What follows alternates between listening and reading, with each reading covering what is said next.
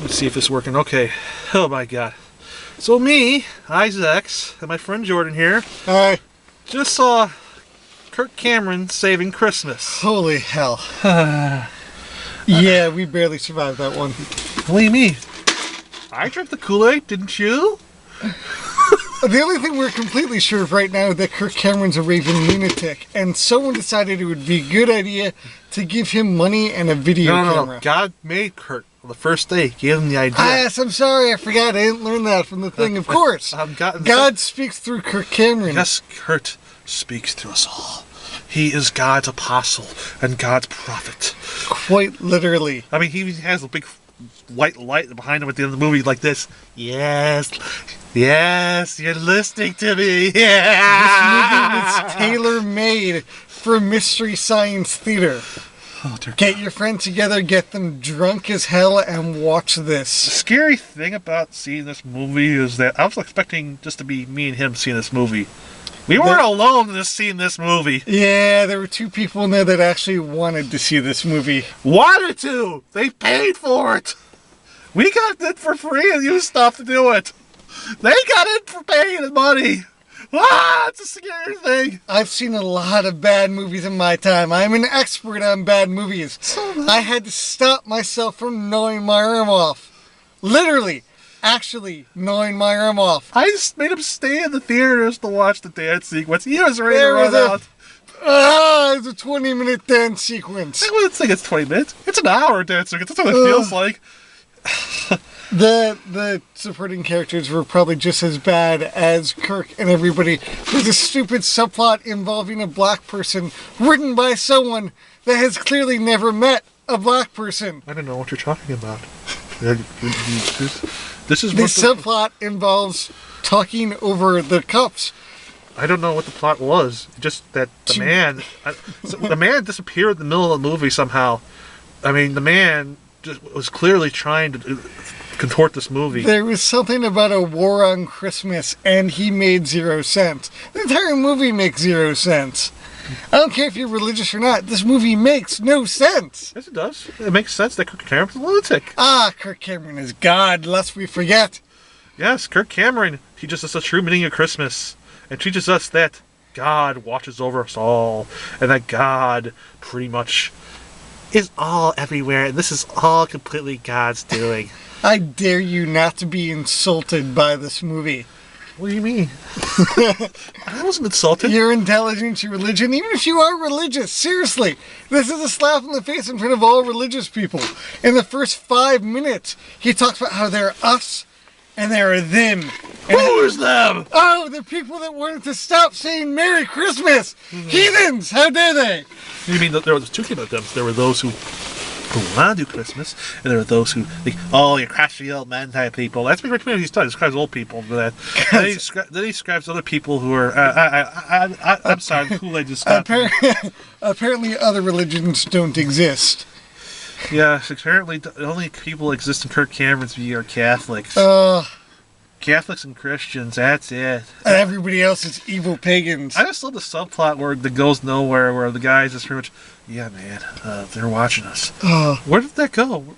I don't know, but the audio was off on it. I don't know. The audio wasn't that off. They changed voices on it. Yes, the voices were just different.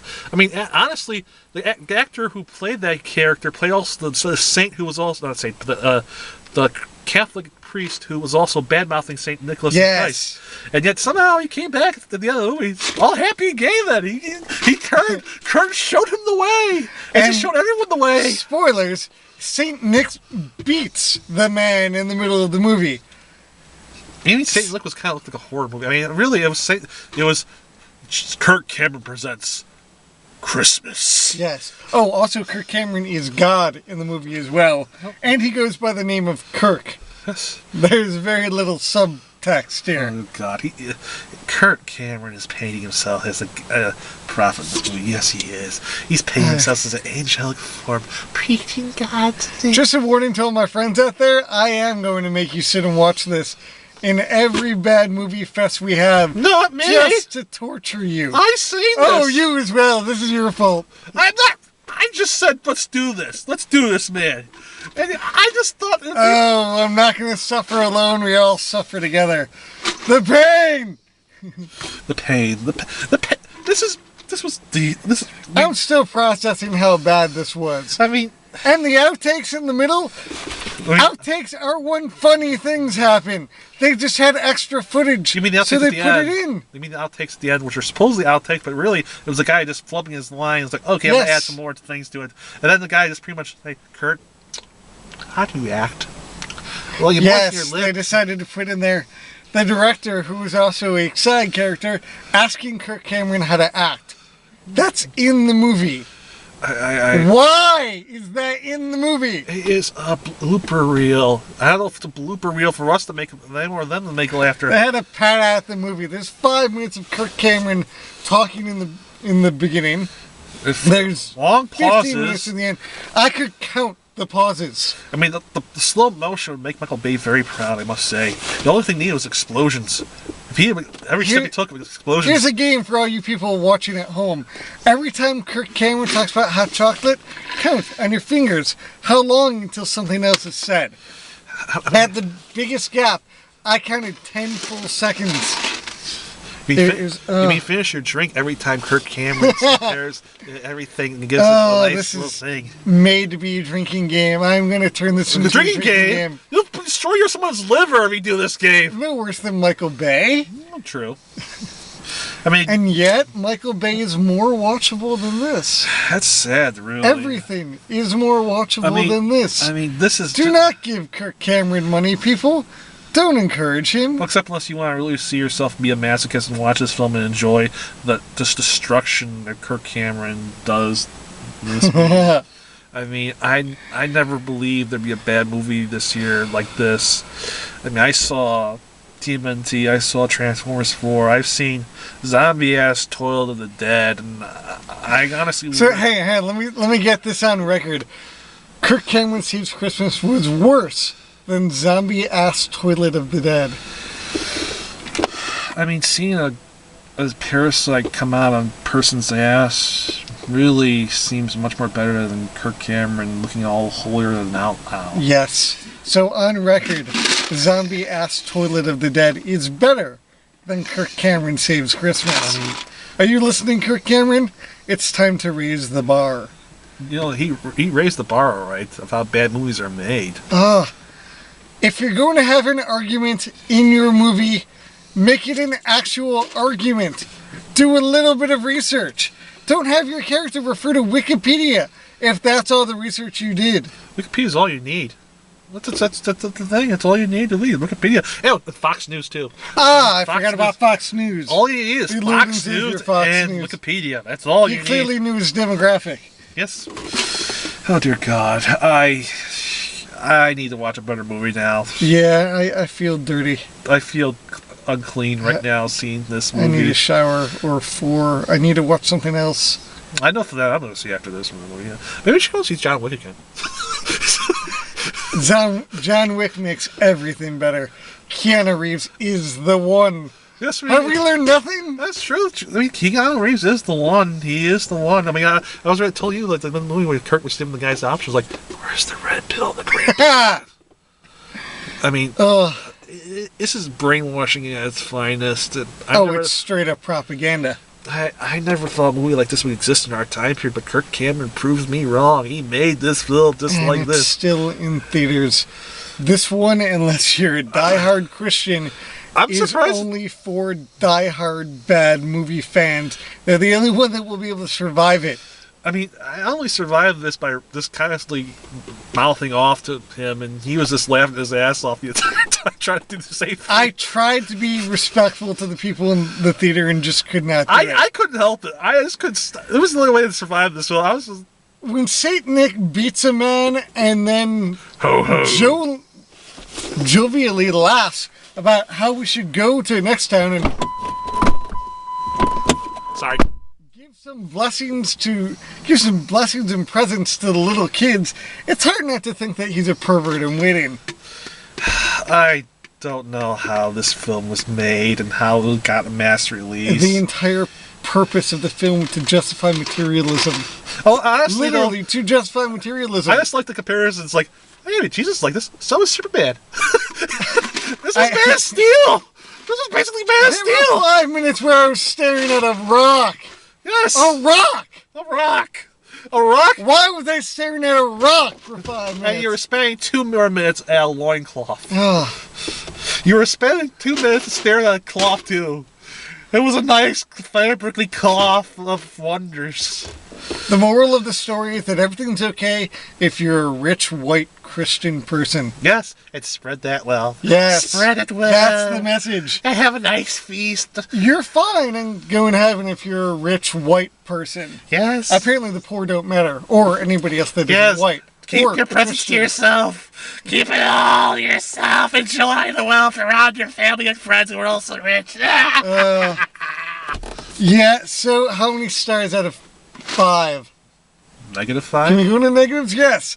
We give this movie -5 stars. I guess the best part of the whole movie, though, is I guess the new character who will probably be the one to remember every time is the old fart on the couch. It's like, this is why the perv on the couch. This is why I've been here at every party.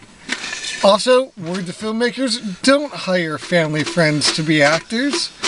Don't hire them. They can't act. Yes, they do. They act enough so they're so bad that people like us can mock them and enjoy the movie even more. Eventually, this will be done. Hire your family friends to act so we can mock them and keep us in business. This is why Tommy Wiseau was a genius. He blazed the path of what this movie was. For those that don't know, Tommy Wiseau made the incredibly painful cult film. It's not incredibly painful. It's incredibly hilarious. Hilariously painful film The Room, which, according to Rotten Tomatoes, ranks at 33%. This movie currently ranks 0%. It is worse than Tommy Wiseau's The Room. That should give you a nice little gauge on just how bad this film is. And IMDb is worse than Man's Hands of Fate. It is worse than Sons of the Mask. It is worse than Batman and Robin. I don't think that was possible. Worse than Batman and Robin. Yes, there's a movie worse than Batman. It is Kirk Cameron Saving Christmas. And just by the action-y title that, I mean, I wanted to see Kirk Cameron leaping around holding that urn or whatever the hell he was with the candy cane. We never got that in the movie. Damn it, poster, you lied to me. I want my money back, Kirk Cameron. Damn it. I'm coming for you. You know, this is why Die Hard is the best Christmas movie ever made. Or Dawn of the Dead. That too, but Gremlins is also good. Well, okay, all right. Go Gremlins 2. Yeah. To be fair here. I mean, Gremlins 2 is the... Gremlins? Gremlins is is a the Christmas ideal Christmas movie. I mean, Die Hard's the ultimate Christmas movie. Well, yeah. But, I mean, that's what I'm expecting. When you see Kirk Cameron like that, like candy cane and miss things, all explosions right behind him, you're expecting Alan Rickman to show up saying, "So, Mr. Cameron, do you expect me to... Are you expecting the typical American police cowboy?"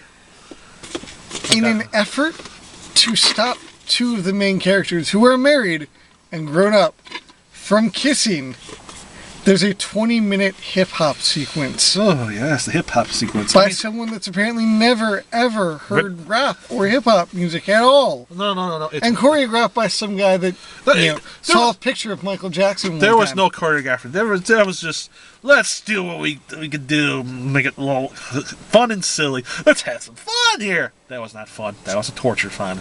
I never will unsee the things of a guy doing this again. I consider that was 5 minutes long. That or a man doing a worm. Sorry, Kirk Cameron doing the worm. Yes. Oh, God. And If you have money in your film, teach your actors how to dance. Yes, and the director needs to learn the spinneroonie right. Watch Booker T, for God's sake. He knows how to do it right. Watch anything else. Oh, dear God. If we could have watched Agents of S.H.I.E.L.D. tonight and watched the missing finale of The Flash, we chose to watch this. We're bad people. We are horrible people. Make Kirk Cameron forgive us. Oh, make our Lord and Savior Kirk Cameron forgive us for being such Stevens by doing this movie video. I'm already going to hell, so... I'm not in hell already. Yeah. I can't be in hell more since the Team NT movie or this movie. This is hell. Oh, God, it'll be a marathon. Well, this movie. hey, just wait till the sequel. Kirk Cameron saves Christmas 2. Cameron harder. Yeah, that'll be the movie. It'll be in an airport now. Kirk Cameron versus the Easter Bunny. Kirk Cameron saves Easter. Kirk Cameron saves Halloween. Kirk Cameron saves, what's going on? There we go. Thanksgiving! He'll show us the true meaning of the Christian Day of Thanksgiving next. You watch it, he's going to start this making a whole lot of films. By Kirk Cameron logic, it was right and God's power that we gave all the Indians smallpox. It was our destiny. I'm honestly thinking Kirk Cameron's the next James Carpenter. Kirk Cameron presents the most perfect films ever made. He's really a horror. Yeah, he is. He just doesn't know it yet. Yes, he doesn't know it yet. Like M. Night Shyamalan, he doesn't know that he can make a. If you read this, if you see this, Kirk Cameron, let me know your thoughts. I'd love to hear your rebuttal to this. No, I'm probably the one getting this. Oh God, I'm already gonna be pissed off. See people, but yeah, this is probably. Oh God, I'm sorry, but if you're gonna sue anybody, sue him. No, sue him. He said him. No, sue Kirk Cameron. Kirk Cameron, you sue yourself for making a bad Yes, movie. please ask for your money back. You're within your right to ask for your money back. We're just in the video now. I don't know what else to say. That we've already said how bad this movie is. I'm gonna go take a hot shower and try and wipe. I'm gonna watch a better movie right now. I already had the better movie lined up. Red vs. Dead 2. Yes, good idea. I need a movie. Now that's a movie about the resurrection I can get behind. Well, yes. On the second day, the dead Nazis will rise again and they'll take us all apart. Hopefully the Kirk Cameron will get in the third sequel. Okay, wait, hang on. We gotta revise that. We gotta revise that comment. What? I kind of want to see a guy like Kirk Cameron get destroyed by Nazi zombies. All right, I'm in the video. All right.